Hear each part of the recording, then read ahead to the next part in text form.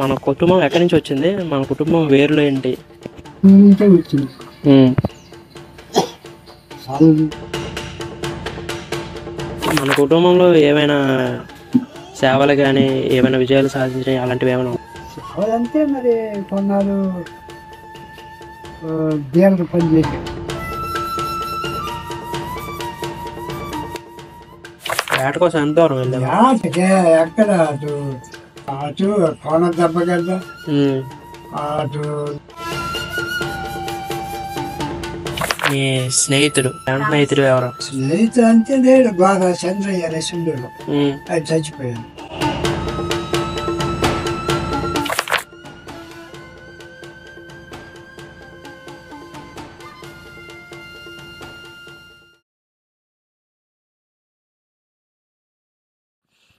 తాత, ఇప్పుడు మన కుటుంబం ఎక్కడి నుంచి వచ్చింది? మన కుటుంబం వేర్లు ఏంటి? మన కుటుంబము సాలు నుంచే వచ్చింది. సాలు నుంచి ఇక్కడికి వచ్చి మా తాత అమ్ముడు, ఆడికి ముగ్గురు కొడుకులు, పెద్దప్పయ్య, నలుపప్పయ్య, చిన్నప్పయ్య. అప్పాయిలు అన్నారు. అప్పాయిలు బాగా వెళ్ళలేదు అప్పుడు అప్పయ్యే. అయితే పెద్దప్పయ్యకి జమ్మయ్య, జమ్మయ్య అంటే ఇంకొకడు ఉండేవాడు, మరి చచ్చిపోయాడు చూసాడు. మరి మా నడిపి నాన్నకి మగపిల్లలు లేరు, ఆడపిల్ల, అదే గుబ్బూరు గంగరాజు. మరి మా తాతకి మా నాన్నకి చిన్న చిన్న తాత, నేను ముగ్గురు అంతా. ఇప్పుడు మన కుటుంబంకి పేరు ఉంటుంది కదా, దానికి ప్రత్యేకమైన దాని మరి ప్రత్యేక మరి అదే మన కుటుంబం చరిత్రలో నీకు ఏమైనా గుర్తున్నవి? ఏమైనా నుంచి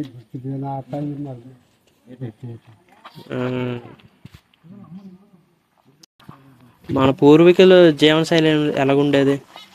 మన పూర్వీకులు మరేంటి మామూలు వ్యవసాయం, పశువులు, ఏటి వేటకి వెళ్ళేవారా? ఈ ఆటలకు అప్పుడు వెళ్ళేవారు, పిల్లి ఆటలు.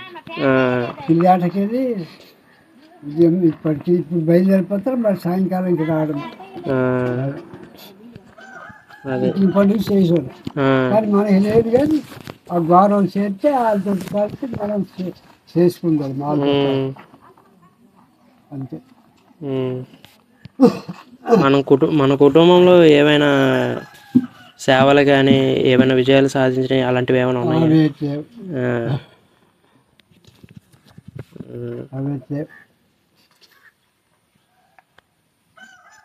సేవలంటే మరి కొన్నాళ్ళు దేవుడు పనిచేశాడు. నేను అంటే కొన్ని ఆఫీసుల్లో పనిచేశాను. ఎక్కడెక్కడ? పార్టీపురం నీటి సంఘం ప్రెసిడెంట్గా, మరి బందలు ఒక బ్యాంక్ డైరెక్ట్గా. ఎవరు? నేను. నువ్వా? ఎప్పుడు అది ఒక 10 ఏళ్ళ క్రితం. 10 ఏళ్ళ క్రితం అటే ఇటు కాదు.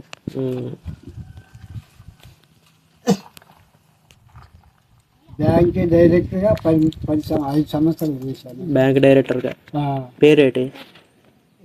అదే బంద్ సొసైటీ. మరి నీటి సంఘం ప్రెసిడెంట్ అంటే పార్టీపురం మండలం, అక్కడ 5 సంవత్సరాలు చేశాను. 5 సంవత్సరాలు చేశాను. మా డాడీ వాళ్ళు పుట్టినంత వరకు ఒకసారి చెప్తా ఏంటంటే, నేను పుట్టినప్పటి నుంచి మరి అప్పుడు మరి అయితే వ్యవసాయం చేసి తిరగడం. మరి నేను చెప్పానా, నేను 5 సంవత్సరాలు నీటి సంఘం ప్రెసిడెంట్గా, 5 సంవత్సరాలు బ్యాంక్ డైరెక్టర్గా, మరి ఈ లోపల మరి లేదు మీ నాన్నలకు చదివించడం నేను వ్యవసాయం చేయడం ఇదే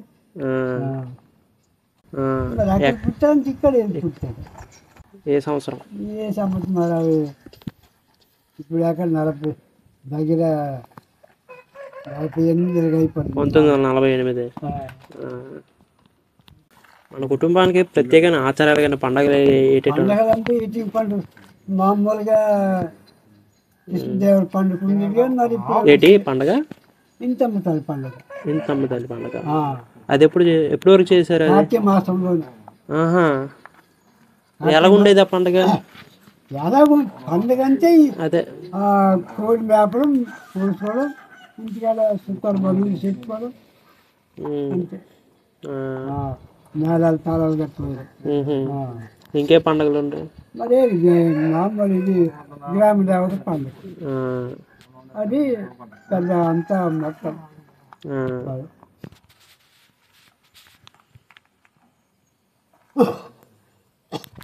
మన కుటుంబంలో వివాహాలు కానీ సాంప్రదాయాలు ఎలా జరిగాయి సాంప్రదాయాలు అంటే మరి పెళ్లి టైంలో పెళ్లి సాంప్రదాయాలు మరి మీ నాన్నకి కానీ మీ తాతకి కానీ మీ చింతాతకి కానీ మరి మీ కథనాన్నకి కానీ మరి అక్కడ పెళ్ళి మీ బాపకి కానీ పెళ్ళిళ్ళు ఇక్కడే చేసాం కదా.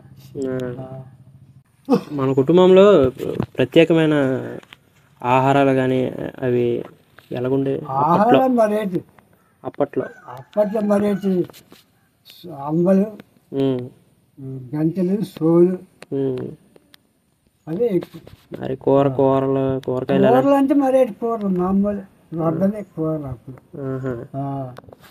మరి అప్పుడంటే మరి వంగ టమాటా పండించోళ్ళు కదమ్మా ఇప్పుడు శాతం మానేశాను కానీ గ్యాస్ ఎత్తే అదే పని. అది వాటర్ చిన్నప్పటి నుంచి వాటర్ మేము గడ్డకెళ్ళి తెచ్చుకోవడం గడ్డ మీద వాటర్ కొన్నాళ్ళకి ఈ బోర్ వచ్చింది. ఆ తర్వాత నువ్వు తీసాను కానీ నువ్వు సరిగా వాడ. మీ చిన్నప్పట్లో ఇక్కడ మా ఊర్లోని సమావేశాలు అవి ఎలా జరిగాయి? సమావేశాలు అంటే ఏదో ఎవరితో ఏదో వాడొస్తే లేకపోతే పెళ్ళి అయితే పిలిచి మాట్లాడుకోవడం. వేడుకలు ఎలా నిర్వహించేవారు అక్కడ? మరి అప్పుడు ఆ టయాన్ని బట్టి ఆ వేడుకలు దీన్ని బట్టి ఉంటాయి.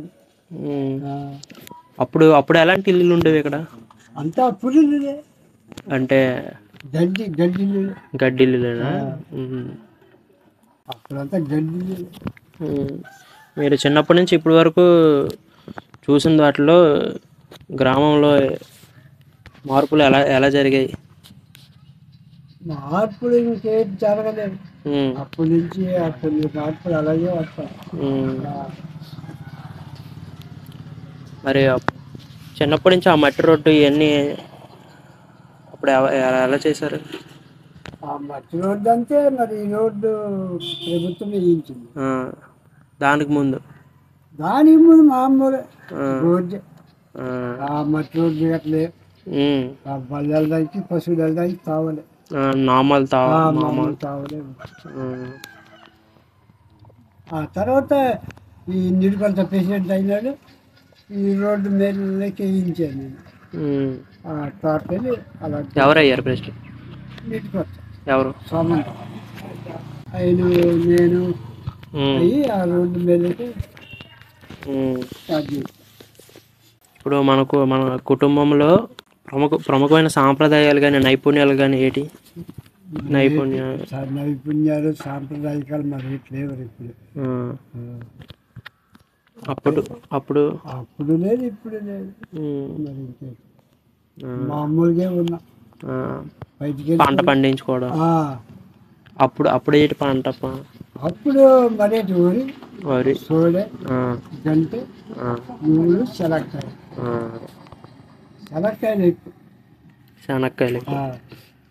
చిన్నప్పట్లో మధురమైన జ్ఞాపకాలు. పశువులు వ్యవసాయమే, వేరే డ్యూటీ లేదు. ఎదిగే రోజుల్లో నీకు ప్రభావం చూపించే వ్యక్తి ఎవరు? మనుషులు. ఇక్కడ ప్రభావం చూపించినటువంటివి ఇప్పటి వరకు నేను నువ్వే.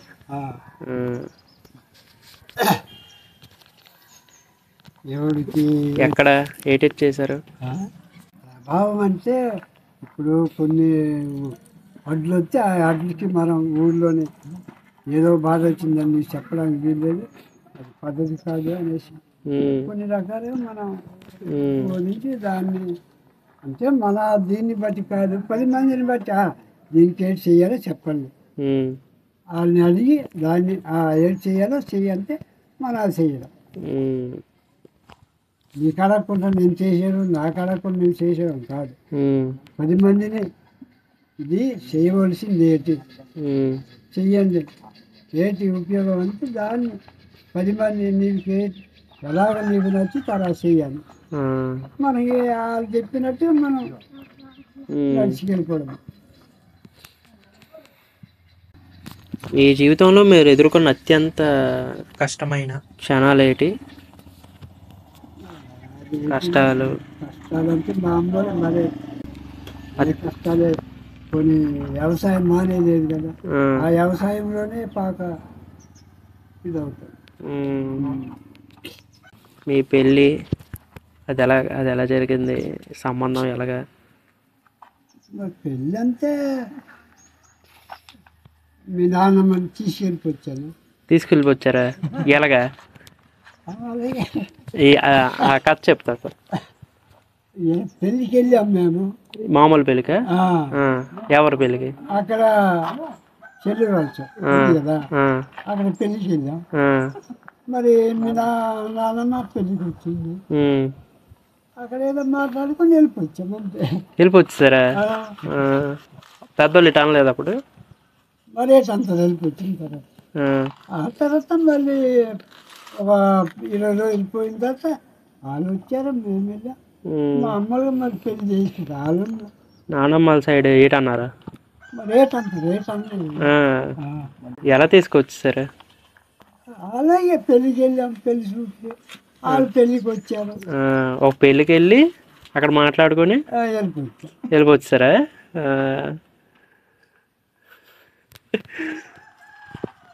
ఇక్కడికి ఇంటికి తీసుకొచ్చారా డైరెక్ట్గా? అంటే మీ నాన్నమ్మ ఒక నెల ముందు వచ్చింది ఇక్కడ మున్నోళ్ళు ఉన్నారు, అక్కడికి వచ్చి 2 రోజులు ఉన్నారు. మీ నాన్నమ్మ నేను సినిమాలకి వెళ్దాం. సినిమాలకి? ఏ సినిమాలకి? పార్చిపురం. అప్పుడే సినిమాలో ఆ సినిమాలు చూసుకొని వచ్చి వెళ్ళిపోయింది. ఆ తర్వాత పెళ్లికి వెళ్ళాం అంతే. మరి పెళ్లి నుంచి తీసుకొచ్చారా?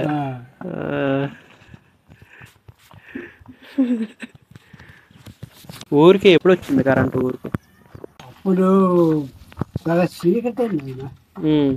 ఎప్పుడు? ఇప్పుడు 70 దాటిన తర్వాత వచ్చింది.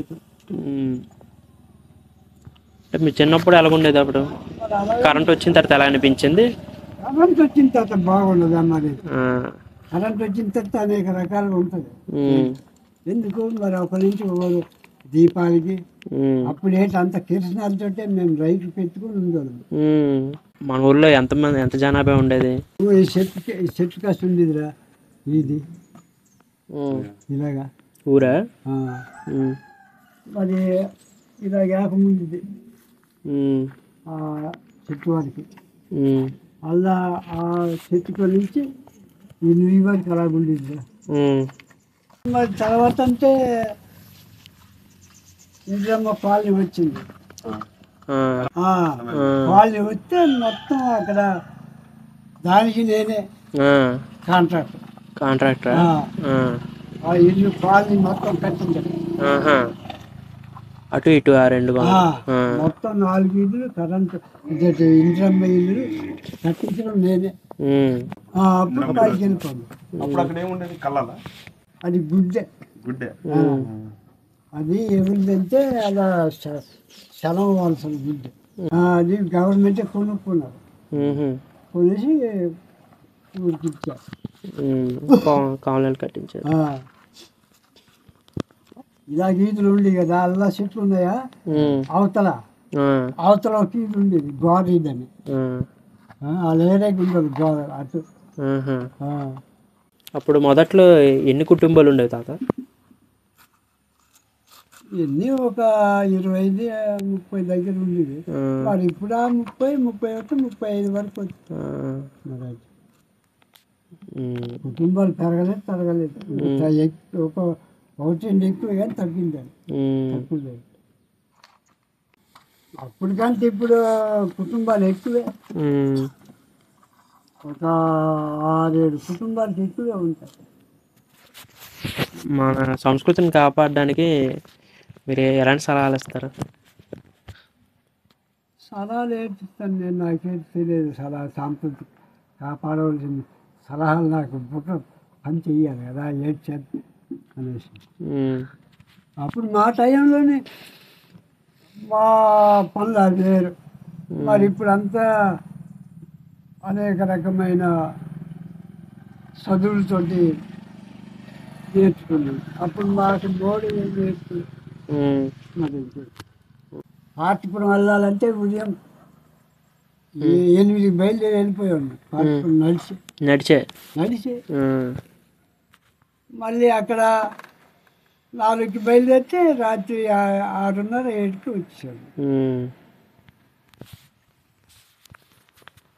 ఇప్పుడు పవన్కి వెళ్ళే మధ్యనే నడలేకపోతుంది. మరి నేనే సంతృప్తి చెప్తాను. మన కుటుంబం భవిష్యత్తు తరాల వరకు మీకు ఎలా గుర్తుపెట్టుకోవాలనుకుంటున్నాను? గుర్తుపెట్టుకోవడం అంటే చూడు, మా తాతలు తండ్రులు గుర్తులు నేను చెప్పాను.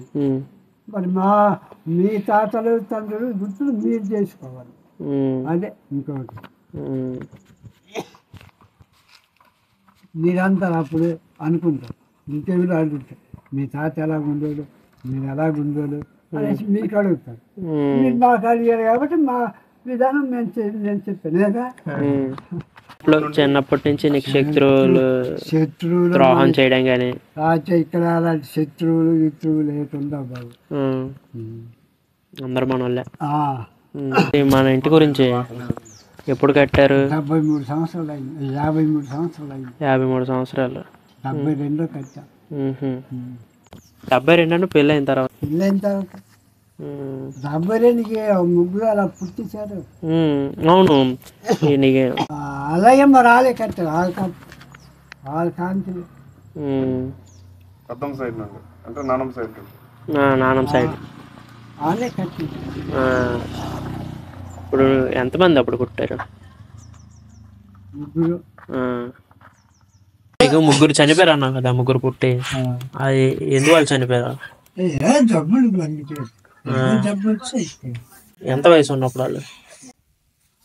ఒకరు 8 మాసాలు, ఒక పాప 2 సంవత్సరాలు, ఒక బాబు 3 ఏళ్ళు ఉంది. ఇప్పుడున్న ముగ్గురు కన్నా పెద్దోళ్ళేనా వాళ్ళు? ఆ జబ్బు ఏం అవకాశాలు చనిపోయారు? మరి అప్పుడైతే అంతా ఏళ్ళు ఎవరు డాక్టర్ ఇప్పుడు లేక డాక్టర్. ఇప్పుడైతే పార్టీపురం పదరా అల్లగడికి వెళ్ళా ఇల్లుగడికి వెళ్ళా. అప్పుడు ఏంటి నేను అల్లా చెట్టు మందులు ఎవరు కూడా తెలిసి అది మందులు వేసుకుని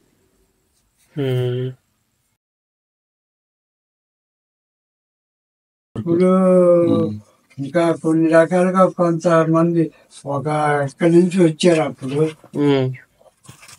స్కూల్ కట్టిస్తామని ఆడు ఒక 4 రోజులు ఉన్నాడు.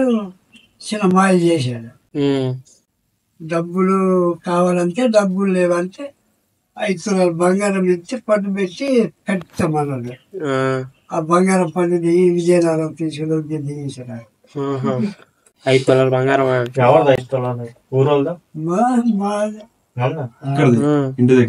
ఇంటి దగ్గర బంగారం 5 తులాల.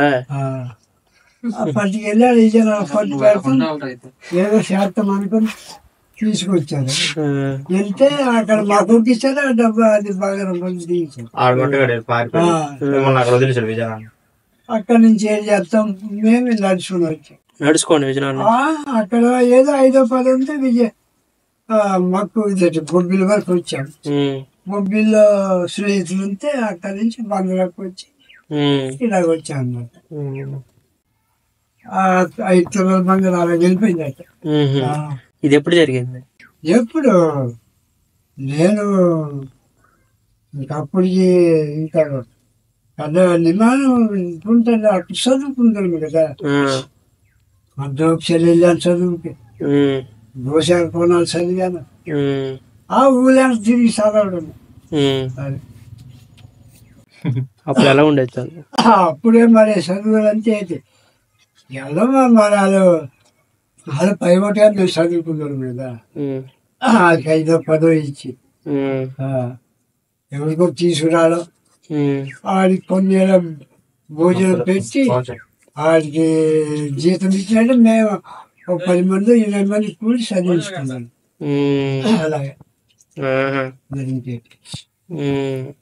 మా చదువు. అలాగే కొందరికి హాస్టల్లో వచ్చి మీ నాన్నకి ఈ దోక్షల్లో మీ నాన్నకి, మీ పెదనాన్నకి, మీ పాపకి ముగ్గురికి పెట్టాను దోక్షల్లో.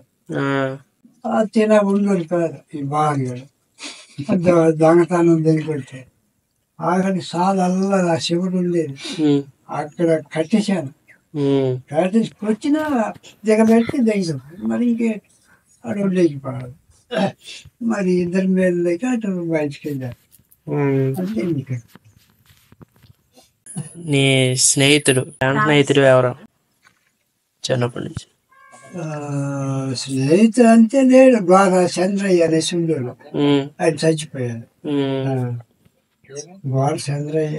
అతనితో మంచి అనుభవాలు ఏంటంటే మరి ఆయన నేను ఎప్పుడు ఇంటికాడ ఉండదు కదా. చంద్రయ్య అన్నాడు మనకాడే ఉండదు. మరి ఏ పనికి వెళ్ళా మరి ఇద్దరమే అది చూసుకున్నాను. మళ్ళీ పశువులు కాపలాయను. నేను ఇలాగే దోక్షరాలు చదువుకుని రావడం, సాయంకాలం వెళ్ళిపోయి రావడం. మరి సాయంకాలం మళ్ళీ తెల్లారి 8 వేసి మళ్ళీ వెళ్ళడం. అలాగే చదువుకొని వచ్చాను. వ్యవసాయం పనులు అప్పుడు మాకు తిరగడానికి సినిమాలు షికారులు లేవు. తెల్లారి ఎప్పుడు తెల్లారితో నేను పూజ అనుకున్నాను.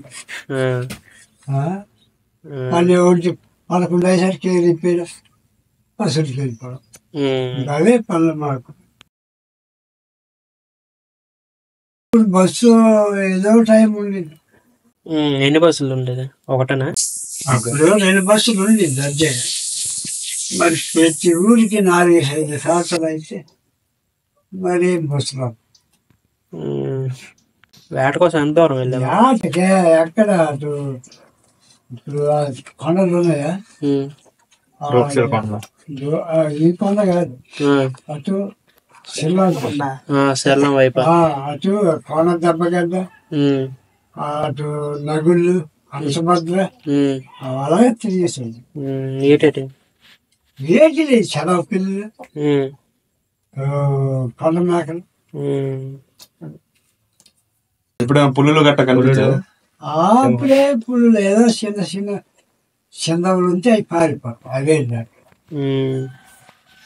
మనుషులు పుట్టిన పచ్చిన పుల్లు గట్ట దాంట్లో ఎక్కువ పెద్దగా లేదు. ఎప్పుడో ఒక టైంలో ఉండేది. ఏదో మేము నిర్మాణం టైంలోనే పెద్ద పుల్లు ఇక్కడ ఒకటి కొండ మీద ఆ దోషం దగ్గర అయిపోయింది. దానికి చెప్ప ఎద్దుని పట్టేసింది. కొత్తపేట మెయిన్ రాజు వచ్చి పట్టాలు లాగించాం. అంతేగాని ఈ ఏరియాలో పులి పట్టింది పట్టుకెళ్ళిపోయిందని లేదు. అవే పెద్దగా రాలేదు. నీరు అప్పుడు నిజంగా ఎక్కువే. నీరు గడ్డ ఎప్పుడు ఫుల్లో పారింది. ఇప్పుడు మరి లేదు. ఇప్పుడు కొద్దిగా పారుతుంది కానీ అప్పుడు అంత నీరు పారేది. మొత్తం యాసై తొలకలు అనుకుంటా జోరేక ముడిచారు. మరి ఇప్పుడు యాసైతే నీరు లేదు.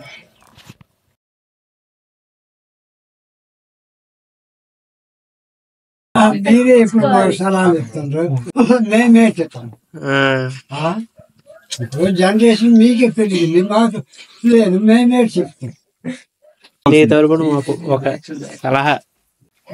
మా తరఫున రావాల్సిన మెసేజ్ ఏంటంటే, ఇప్పుడు మీరు ఏ రకంగా బయటికి వెళ్ళాలా,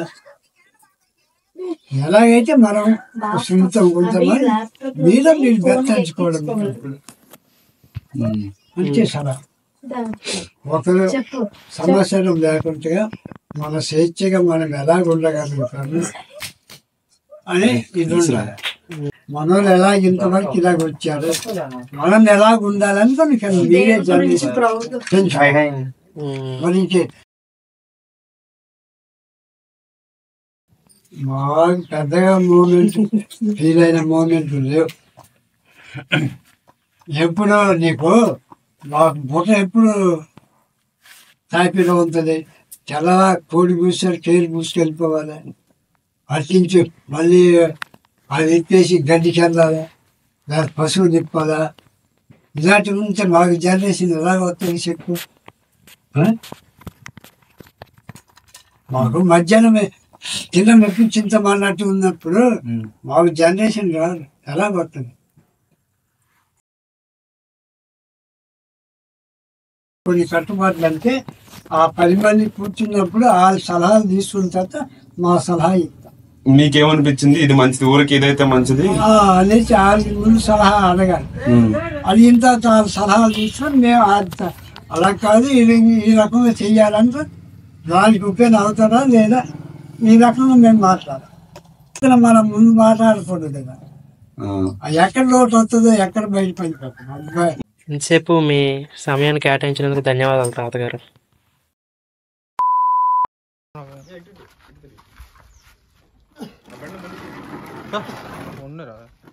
ఇదా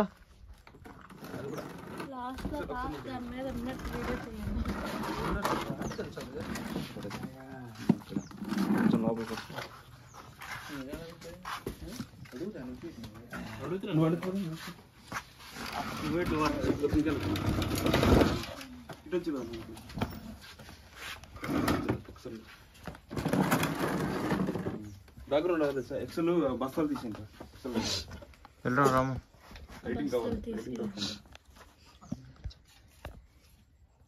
ఫ్యామిలీ గురించి అడిగేవాడు, గేదెల వంశం గురించి అడిగేవాడు మాకు, అది అడగలేదు ఆయన అడిగి వాటి అడిగి మన వంశం చెప్తా, మన వంశం గురించి మన వంశం గురించి చెప్పాలి. చెప్పాను కదా, ఇందా చెప్పలేదా అని చెప్పాను కదా. బెస్ట్ ఫ్రెండ్ గురించి నీ స్నేహితుడు, నీ ప్రాణ స్నేహితుడు ఎవరు చిన్నప్పటి నుంచి? స్నేహితుడు అంటే లేడు, గోర చంద్రయ్య అనేసి ఉండేడు, ఆయన చచ్చిపోయాడు. గోర చంద్రయ్య. మామూలు స్నేహితులు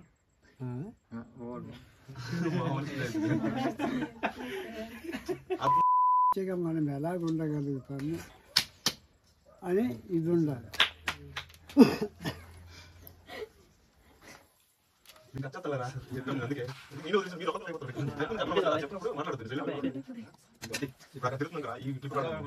మంచి తెలుసా, ఆ గుడ్డు ఇప్పుడు చేతి ఆ మొక్కలకి తెంపిస్తుంది. గుడ్డు మొక్కలు